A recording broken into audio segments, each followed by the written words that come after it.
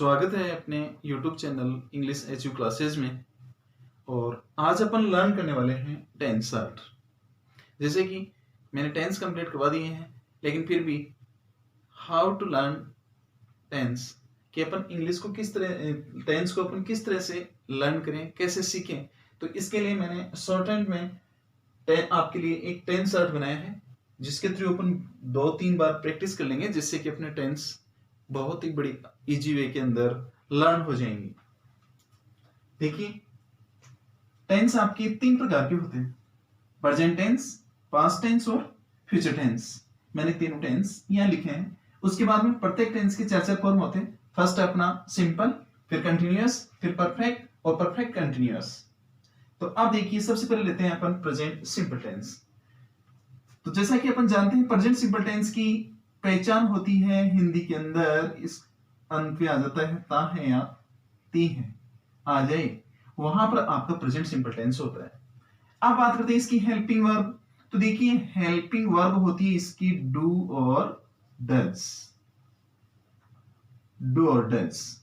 अब देखिए, plural subject जहां होगा वहां आपका डू आएगा, और सिंगुलर सब्जेक्ट होगा वहां पर आपका डज आता है। और ध्यान रहे, डू डज का प्रयोग हमेशा डू डज प्लस हमेशा वर्ब की फर्स्ट फॉर्म का यूज होता है। और जहां पर भी डू डज आता है तो वो कौन से सेंटेंस में आ जाएगा? या तो नोट वाले सेंटेंस के अंदर और या इंट्रोगेटिव मार्क के अंदर, अर्थात नेगेटिव नकारात्मक सेंटेंस और प्रश्नात्मक वाक्यों के अंदर भी डू डज का प्रयोग किया जाता है। अब बात करते हैं अपन सिंगुलर और प्लूरल सब्जेक्ट की। तो सिंगुलर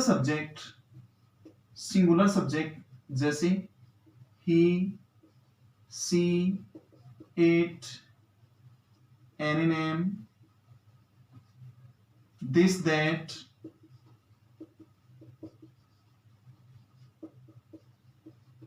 boy, girl, ये आपके सिंगुलर सब्जेक्ट होते हैं। जबकि बात करें अपन प्लूरल सब्जेक्ट की, तो प्लूरल सब्जेक्ट होता है जैसे I, we, you, these, those, boys और गर्ल्स। ये आपके प्लूरल सब्जेक्ट होते हैं, तो इनको आप अच्छे से लर्न कीजिए। अब देखते हैं मेन वर्ब। अब देखो, प्रेजेंट सिंपल टेंस के साधारण वाक्यों के अंदर प्लूरल सब्जेक्ट के साथ हमेशा वर्ब की फर्स्ट फॉर्म आती है, जबकि सिंगुलर सब्जेक्ट होगा तो उसके अंदर वर्ब की फर्स्ट फॉर्म के साथ एस या ईएस या आईएस का यूज किया जाता है। तो वर्ब की first form it means plural subject, और वर्ब की फर्स्ट फॉर्म एस या ईएस या आईएस आता है, तो इसका प्रयोग हमेशा सिंगुलर सब्जेक्ट के साथ किया जाता है। अब देखते हैं अपन पास्ट सिंपल टेंस। तो पास्ट सिंपल टेंस की जो पहचान होती है वो होगी आपकी तथा या तिथि या फिर या ये। अब इसकी हेल्पिंग वर्ब जो होती है वो होती है आपकी डिड, और डिड के साथ हमेशा वर्ब की फर्स्ट फॉर्म। तो देखिए, पास्ट सिंपल टेंस के अंदर भी नॉट अर्थात नेगेटिव और इंट्रोगेटिव सेंटेंस के अंदर ही डिड का प्रयोग किया जाता है, जबकि साधारण वाक्यों में किसी भी हेल्पिंग वर्ब का यूज नहीं किया जाता। अब इसकी मेन वर्ब, तो मेन वर्ब के अंतर्गत साधारण वाक्य होगा, उसके साथ वर्ब की सेकंड फॉर्म का यूज किया जाएगा ऑल सब्जेक्ट के साथ। और यहां पर डिड है, ये भी सिंगुलर व प्लूरल दोनों प्रकार के सब्जेक्ट के साथ में इसका यूज किया जाता है, क्योंकि पूरे टेंस के अंदर डिड और हैड दो ऐसी हेल्पिंग वर्ब हैं जिनका यूज सिंगुलर व प्लूरल दोनों सब्जेक्ट के साथ में किया जाता है। फिर बात करते हैं अपन फ्यूचर सिंपल टेंस। तो फ्यूचर सिंपल टेंस की पहचान के अंदर वाक्यों के अंदर आ जाएगा गा, गे, गी, जबकि इसकी जो हेल्पिंग वर्ब है, हेल्पिंग वर्ब के अंदर आपकी आ जाएगी सेल और विल। अब सेल और विल है वो ऑल सब्जेक्ट के साथ में आ जाएगी, लेकिन आई और वी होगा वहां पर सेल का यूज करेंगे, और इनके अलावा शेष जितने भी जो सब्जेक्ट्स हैं उनके साथ में विल का प्रयोग करेंगे। मेन वर्ब की बात करें तो इनके साथ में भी हमेशा वर्ब की फर्स्ट फॉर्म का प्रयोग किया जाता है। अब एक बात अपने सिंपल टेंस के अंदर उभर के आ रही है, कि सिंपल टेंस कोई सा भी हो, कहीं ना कहीं वर्ब की फर्स्ट फॉर्म का यूज तीनों टेंस के अंदर किया जाता है। तो ये ध्यान रखें, एक रूल भी बनता है अपने पास कि डू, डज, डिड और शैल विल के साथ हमेशा वर्ब की फर्स्ट फॉर्म का यूज किया जाता है। तो गाइस ध्यान रहे आपको कि simple, present simple, past simple और फ्यूचर सिंपल के अंदर वर्ब की फर्स्ट फॉर्म का यूज अवश्य किया जाता है। इस प्रकार भी इसे लर्न कर सकते हैं। अब देखते हैं अपन कंटिन्यूअस टेंस। जैसे कि अपन जानते हैं कंटिन्यूअस टेंस है, कंटिन्यूअस टेंस के अंदर हमेशा जो वर्ब है इसके अंदर आईएनजी फॉर्म लगाएंगे। आईएनजी फॉर्म लगाने के जो रूल्स हैं वो मैंने पहले टेंस के अंदर आपको बता दिए हैं। अब कंटिन्यूअस टेंस है, बात कर रहे हैं अपन प्रेजेंट कंटिन्यूअस टेंस। तो प्रेजेंट कंटिन्यूअस टेंस की हिंदी वाक्यों के अंदर पहचान हो जाएगी, जैसे रहा है या रही है हो जाएगा।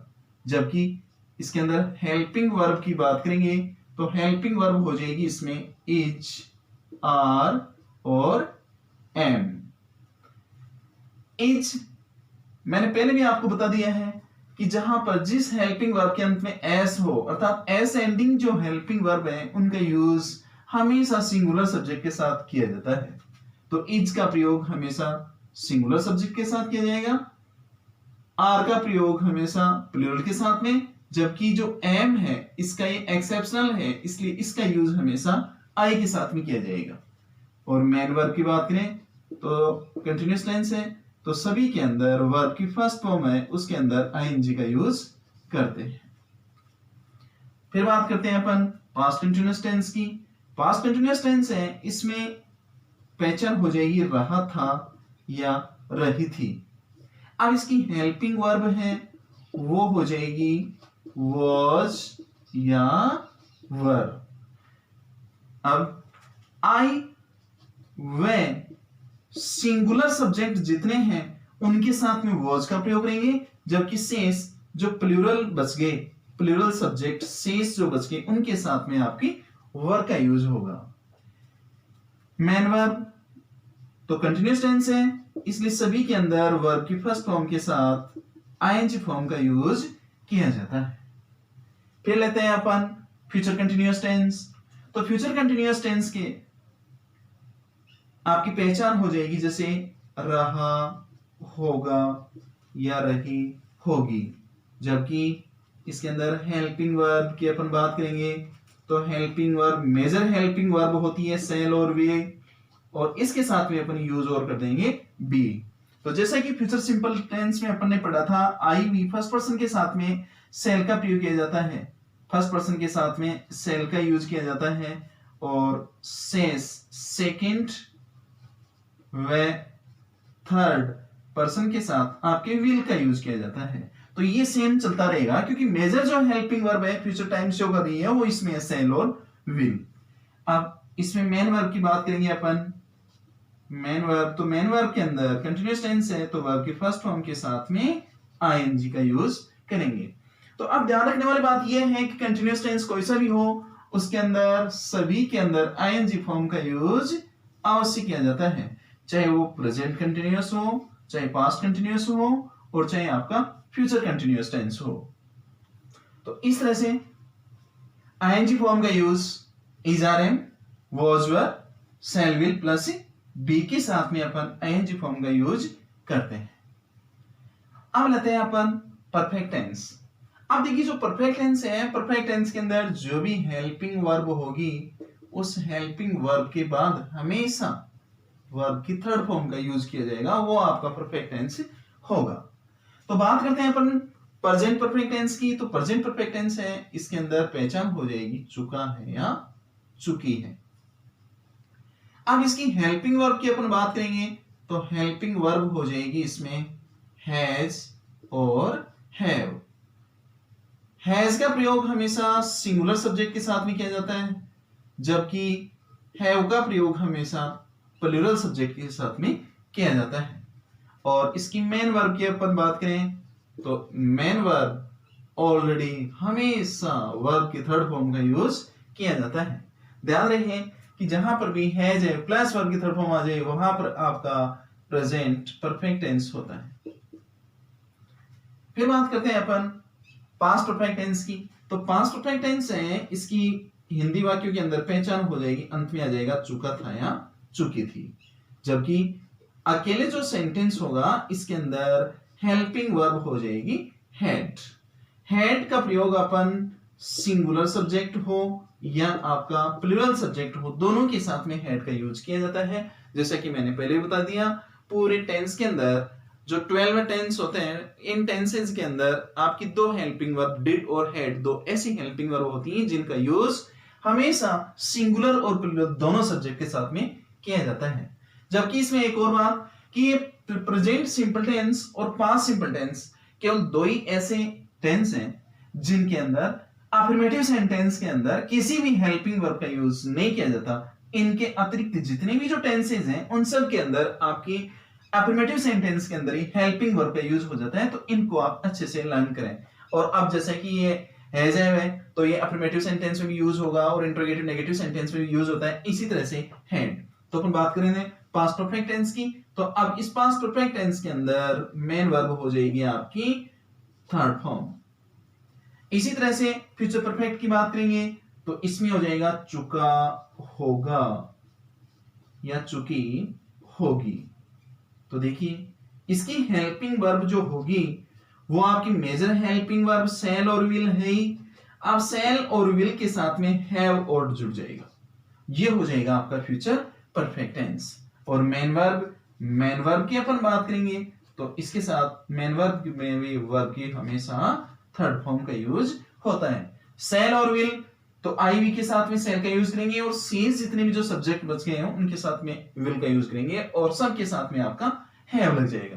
तो देखिए परफेक्ट टेंस जो होता है, परफेक्ट टेंस के अंदर helping verb has, have, had और शैल, विल प्लस हैव, इनके साथ हमेशा और हमेशा वर्ब की थर्ड फॉर्म का यूज किया जाता है।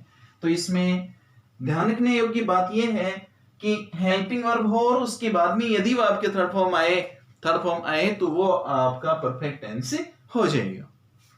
अब देखते हैं अपन अंतिम, जैसे प्रेजेंट परफेक्ट कंटिन्यूअस टेंस।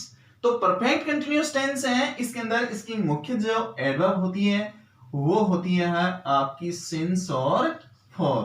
क्योंकि इसमें जो टाइम है इसका अपन को दिया जाएगा कि जो टाइम है वो पॉइंट ऑफ टाइम है या पीरियड ऑफ टाइम है, विशेष और एक कार्य के शुरू होने के बारे में पता चल जाएगा। इसलिए इसमें सिंस फॉर प्लस टाइम का यूज करेंगे और शुरुआती समय का पता चल जाता है, इसलिए इसकी पहचान हो जाएगी जैसे से रहा है। अब समय आ गया, समय आने के कारण ये से लग रहा है इसमें, जबकि कंटिन्यूअस टेंस है तो कंटिन्यूअस टेंस में इसमें रहा हो जाएगा। अब कंटिन्यूअस टेंस है तो इसमें आपको अपन ने पढ़ लिया है कि कंटिन्यूअस टेंस के अंदर वो आपकी फर्स्ट फॉर्म के साथ आईएनजी फॉर्म का यूज किया जाता है। और परफेक्ट है, और परफेक्ट होने के कारण इसके अंदर वर्ब के थर्ड फॉर्म का यूज करेंगे। बट यहाँ पर परफेक्ट कंटिन्यूअस दोनों ही हैं, इसलिए इसमें अपन बी की थर्ड फॉर्म का यूज करेंगे, बी, बीइंग और बीन। तो एक कंप्लीट टेंसेस के अंदर, परफेक्ट कंटिन्यूअस टेंस के अंदर बी की थर्ड फॉर्म का यूज किया जाएगा, वो हो जाएगी आपकी बीन। अब देखते हैं, अब इसकी जो हेल्पिंग वर्ब है वो हेल्पिंग वर्ब हो जाएगी हैज और हैव, ये है और प्लस आपकी बीन और जुड़ जाएगी इसमें, तो ये हो जाएगा हैज, हैव प्लस बीन। अब इसमें किसी प्रकार का चेंजिंग नहीं होगा कि सिंगुलर सब्जेक्ट के साथ में हैज का प्रयोग किया जाता है और प्लूरल सब्जेक्ट के साथ में हैव का प्रयोग किया जाता है, जैसे कि अपन ने परफेक्ट टेंस में पढ़ लिए। मेन वर्ब होगी वो वर्ब की फर्स्ट फॉर्म के साथ आईएनजी होगी। इसी तरह से पास्ट परफेक्ट कंटीन्यूअस टेंस की बात करेंगे तो इसके अंदर हो जाएगा से रहा था या से रही थी। तो इसमें भी जो मेजर हेल्पिंग वर्ब है वो हो जाएगी आपकी हैड, और हैड के साथ अपन बी की थर्ड फॉर्म ले लेंगे तो ये हो जाएगी बीन। तो इसके अंदर भी आपके ऑल सब्जेक्ट के साथ में हैड बीन का यूज किया जाएगा। और जो मेन वर्ब होगी वो वर्ब की फर्स्ट फॉर्म के साथ आईएनजी फॉर्म होगी। इसी तरह से ही perfect continuous tense, future perfect continuous tense की बात करेंगे तो इसमें हो जाएगा से रहा होगा या से रही होगी। और अपन हेल्पिंग वर्ब की अपन बात करेंगे तो जैसा कि मेजर हेल्पिंग वर्ब होती है शैल और विल, प्लस इसमें और जुड़ जाएगा हैव बीन। अब परफेक्ट कंटीन्यूअस टेंस है इसलिए हैव आपके परफेक्ट तक आ रहा है, तो बीन बी के थर्ड फॉर्म का अब यहां पर और यूज कर लेंगे, तो ये हो जाएगा shall will plus have been. और जो मेजर मेन वर्ब है, इस मेन वर्ब के अंदर वर्ब की फर्स्ट फॉर्म के साथ आईएनजी फॉर्म का यूज किया जाता है। तो देखिए परफेक्ट जो कंटीन्यूअस है इसके अंदर मैंने एक तो शुरू में बता दिया कि सिंस फॉर प्लस टाइम का यूज होगा और इसके अतिरिक्त एक बीन और प्लस आईएनजी फॉर्म का यूज होगा। तो ध्यान रहे बीन प्लस आईएनजी, इसमें भी बीन प्लस आईएनजी और यहां पर भी बीन प्लस आईएनजी। तो बीन प्लस आईएनजी फॉर्म हो तो अपन उसकी टेंस की हेल्पिंग वर्ब देख के अपन लर्न कर सकते हैं कि ये आपका अमूमन परफेक्ट कंटीन्यूअस टेंस ही है। तो अब देखिए इस प्रकार से अपन टेंस को लर्न कर सकते हैं। इसको लर्न करने के कई तरीके हैं, बट जिस तरह से आप इजी बैठे वैसे अपन कर सकते हैं। इधर आपके टेंस हो जाएंगे प्रेजेंट, पास्ट और फ्यूचर, जबकि ये सिंपल, ये कंटीन्यूअस, ये परफेक्ट और परफेक्ट कंटीन्यूअस टेंस। इस तरह से इसको अपन लर्न कर लेंगे।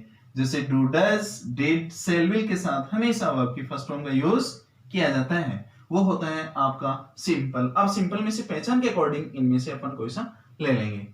फिर बात करते हैं अपन कंटीन्यूअस टेंस की।